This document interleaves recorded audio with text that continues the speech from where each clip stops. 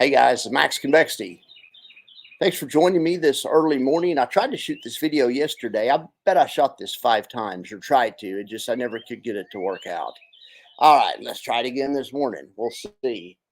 All right, the inverse Tesla fund is out. Crash. CRSH. Okay.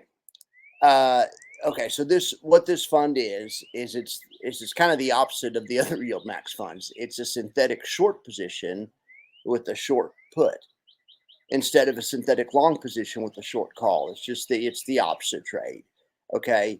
So so the synthetic short position, all it does is it mimics it doesn't mimic, it exactly reproduces the movement of the underlying stock without having to own the stock. But at the same time, they'll sell an out of the money put. They'll go lower than the market is right now and sell an out of the money put. What that does is if Tesla's price drops, it's the opposite of the covered call fund.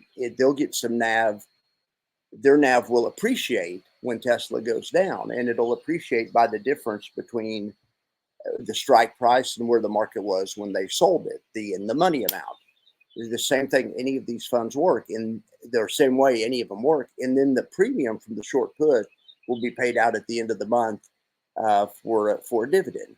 It's a covered put fund, exactly the opposite. These guys, there is a fourth leg. They buy a deep out of the money call to cap the max loss. So because you can't be naked short stock because your loss is unlimited. When you're naked long stock, and a lot of people don't call it naked long, but it is. If it doesn't have an offsetting position or a hedge, it's a naked long technically. Anyway, you can only lose down to zero. Well, on a naked short, you can lose well more than that. And they usually charge you on naked short calls 3 times what the same price would be for a naked short put. So it's to cap their max risk and also to cap their margin, or to be more cash efficient on margin, they do this out of the money thing. Okay, so it's an out of the money call. So it's a 4-legged beast pretty much. So look at this thing. Let's go look at the old. Let's go look at this.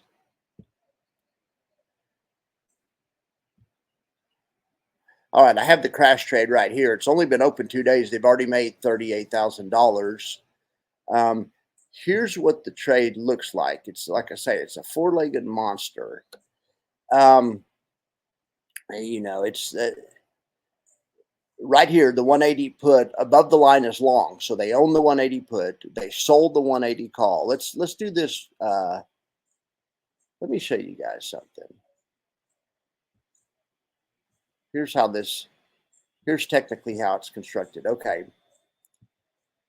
You could just buy a 180 put, and that would kind of give you the downside. It would kind of mimic the stock, but you wouldn't lose when it went up. You would only lose a certain amount, then it would be capped. Well, you could add a sell call to that. Watch this. If we include the call, then it makes the profit loss line exactly what you would expect in a stock. A 1-to-1 goes down a point, they lose a point, goes up a point, they make a point. So that's just the synthetic right there. So then they sold this put right here, this out of the money put, this 165 put. Watch, when I turn this on and include this, look what this looks like. That looks exactly like the Defiance short put trades, or it looks exactly like the covered call trade, but just the opposite, right? Okay. And then all they do is right now, C max loss is infinite. They just have this out of the money option over here, this 265 call. Once I include this, it switches max loss to $1 million. It lowers the margin by about 1/3. So that's the 4-legged beast right there. You can see this. You can see the huge advantage this trade has, because if the market doesn't go anywhere, you make $44,000. Look, not that the market's not going to go anywhere, but you can tell if the trade has theta decay, you're taking advantage of theta decay. If the price of the underlying you're trading doesn't have to move, your option position makes money. That means you're trading with an advantage, and you've created some kind of theta decay or some kind of extrinsic capture. So here's what it's worth right now. It's 8 o'clock in the morning. It's up $35,000, but as the day goes on, it's gonna appreciate, and it's gonna go to $44,000 if it doesn't move. Now, in the meantime, if it also moves down a point, we'll go down a point, then it's gonna, or let's say it moves down half a point and the time passes. That's a double good. That's a $57,000 winner. Even if it goes the other way, because it's a huge advantage, it could go half a point the other way, and they still make money. This is a gigantic, easy money trade. The thing about it is, though, you need Tesla's price to go down. It's extremely risky because it's inverse Tesla. So if Tesla blows up for the next couple of years, this fund will do terrible. I mean, this fund will hopefully turn into what Tesla's been the last year. If the company reverses and goes the other way. Okay, so let's look back over here real quick. Let's stop sharing that tab and let's look. All right, let's look back over here. So, all right, so what I'm hoping is that the short Tesla fund crash will perfectly offset, the NAVs will perfectly offset each other. One's down $1, Tesla's up $1, this one's down $1. Well, unfortunately, and I don't have any way to prove this, but I'm telling you, it's not going to work that way. But it would be nice if it did, because you could put 50% in each, and you could collect money from remember, the puts are going to pay you the puts are going to pay also a dividend. Now, they won't pay as much as the calls, I don't think, but they'll pay us a somewhat smaller dividend. So I'm always talking about achieving financial alchemy. If something like this worked, where you could essentially invest in Tesla without any risk, if you could also lock out any of the NAV movement by putting 50% in crash, that'd be breaking the rules of the universe. It'd be wonderful if it worked. I'll probably try it. There's probably people trying it right now. I just have a feeling it's not going to work. I think what's going to happen is when you invest 50% in each fund, I think now you're going to subject yourself to buffer on both sides. And buffer's both good and bad depending on which way the market's moving. But let's say Tesla's up 10% like it has been recently.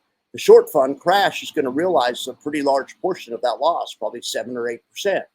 It's not going to lose as much as the underlying, or gain as much in this case, but it's inverse. But so you'll probably be down 7 or 8% in that fund. But your other fund, Tesla, when it's going up, unfortunately, these don't catch a lot of upside, and the weekly ones even have more buffer. Wonder if just Tesla catches half, 5 or 6% on the way up, but then your hedge is down 7 or 8%. So it's only a couple of percent. But then if the market goes the other way the next day, then reverse the process. And I think the prices are going to keep getting further apart. The prices of the NAV, because you're going to have tracking error on both sides.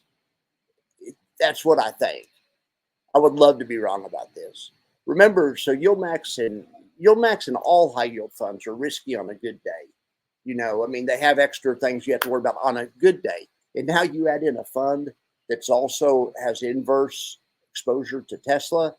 Yeah, this is going to be a hot mess. The good part about this is we're now monetizing an out of the money put. There's not another ETF that does this that I know of.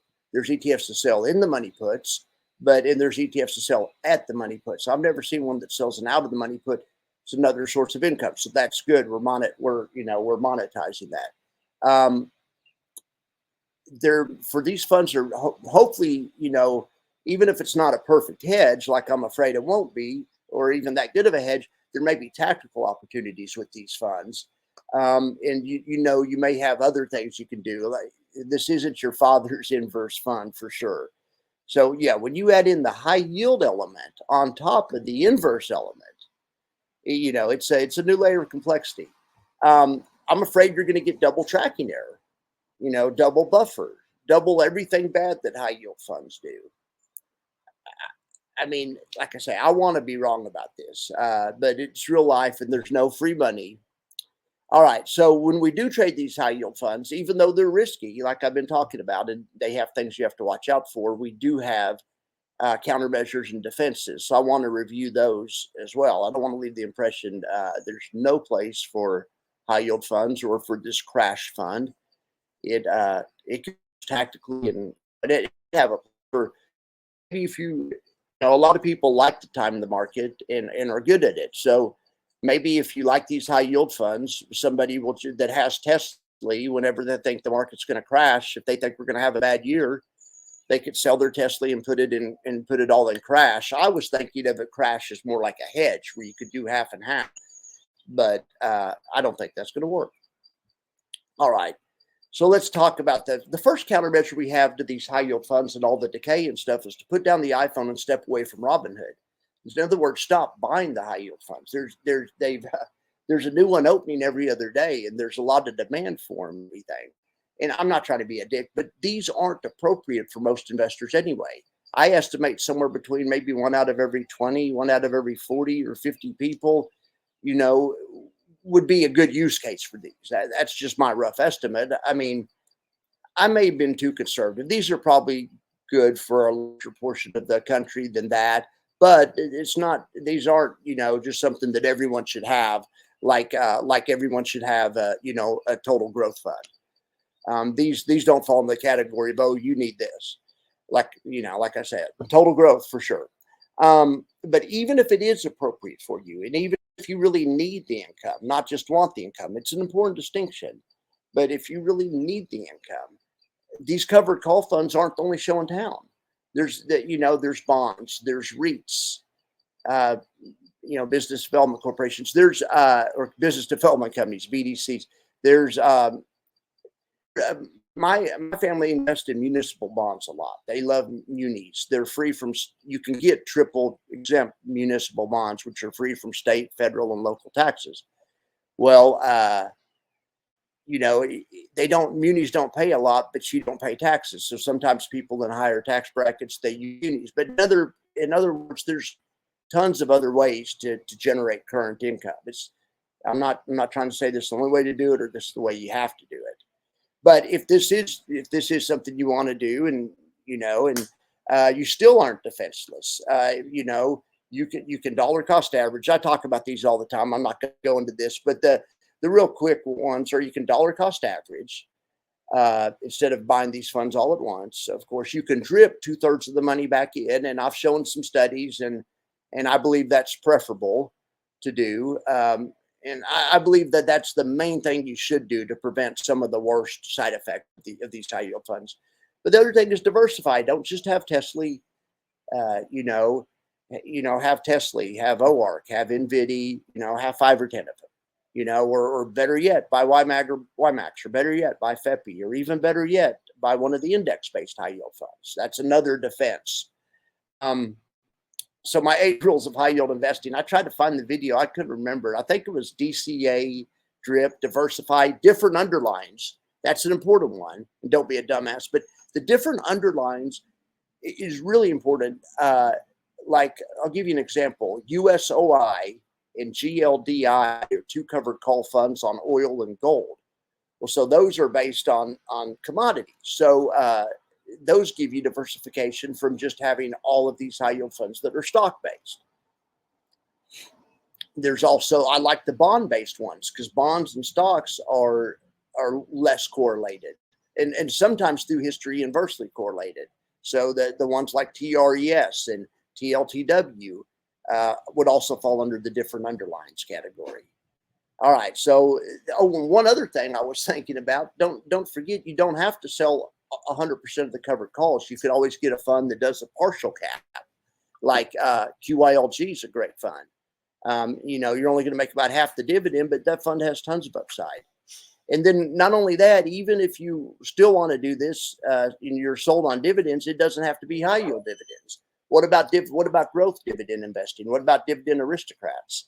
You know, it's not the only way to do it. Just to find the ones with the highest yield. You can also try to find the ones with the highest growth and have a good, you know, pay a good dividend too. And a lot of people like to do that. And then here's the other thing: forget dividends and just go growth. Or how about this? If you're under 50, just do this anyway. I mean, growth assets are such an important way to accumulate money. I couldn't imagine. It's hard to imagine people in their 30s buying these high yield funds. Not that there's anything wrong with the high yield funds. They're a tool to generate income. But one of the side effects of the high yield funds is you leave a ton of upside on the table. So you don't want to do that. Try to wait till you're 50, or if you're in your 30s or 40s, that's fine. I know guys in their 30s or 40s that have these, but make sure you have a good use case. You know, Jackson, knock it off. Let's say, like I always use the example, let's say that, you know, that a family has some money because both spouses work and they have some stock options and they have a 401k, but now one of them wants to stay home from work. They can trade part of that money for, they can trade part of growth and realize they're giving it up for some income and keep one of the spouses home with the kids. I mean, that's the best use case I can think of for it. There's other ones. There's people that want to take early retirement. There's people that want to go down to to part-time and stuff. And, you know, there's no free money. That's the important thing to remember. All right, so I'm not going to even do that slide. So I was trying to think, am I being too negative on crash? I mean, sure, there's probably going to be a strategic use for it, but I just don't think you're going to be able to blindly keep 50% in each fund and rebalance monthly and just make the dividend and not suffer any NAV problems. It would be wonderful if that worked. Here's an idea. I just was trying to think of tactical ideas. How about using crash on days that Tesla's under the 50-day moving average? Wonder if Tesla closes the day before they close under the 50-day moving average, you know, or they do that 2 days in a row or something, put on crash, you know, and that would get you in a situation like back in 2022 when, as the market went under the 50-day and stayed under the 50-day for 6 months, you would have inverse exposure. I'm going to test that and see how that, I'm going to back test that and see how that works. But something like that might be cool. How about instead of going half and half, maybe leaving 3/4 in Tesla, because markets usually go up, but occasionally when the market was going to be weak for a week or two, maybe just putting 1/4 in crash and leaving 3/4 in Tesla. I mean, that's another idea. I'm just going to have to, the jury's out is what I'm trying to say. You know, I'm just afraid the lag and the drag will be cumulative and it won't cancel each other out. All right, guys, I appreciate you guys listening to this video. I'm going to get ready to do my daily update. So I will see you there. The market's about ready to open. It's 8:28. You guys have a great morning, and I will talk to you later.